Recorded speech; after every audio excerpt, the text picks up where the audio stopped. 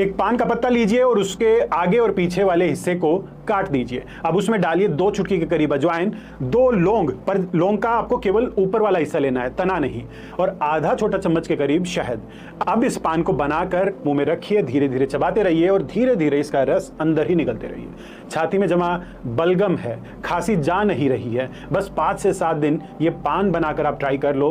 पान बलगम को पतला करता है, वहीं अजवाइन उसे बाहर निकालने में आपकी सहायता करता है और शहद उसे जड़ से खत्म करने में आपकी सहायता करता है। तो जाग जाइए, अब भी समय है, अपने घर के खाने की ताकत को पहचान जाइए।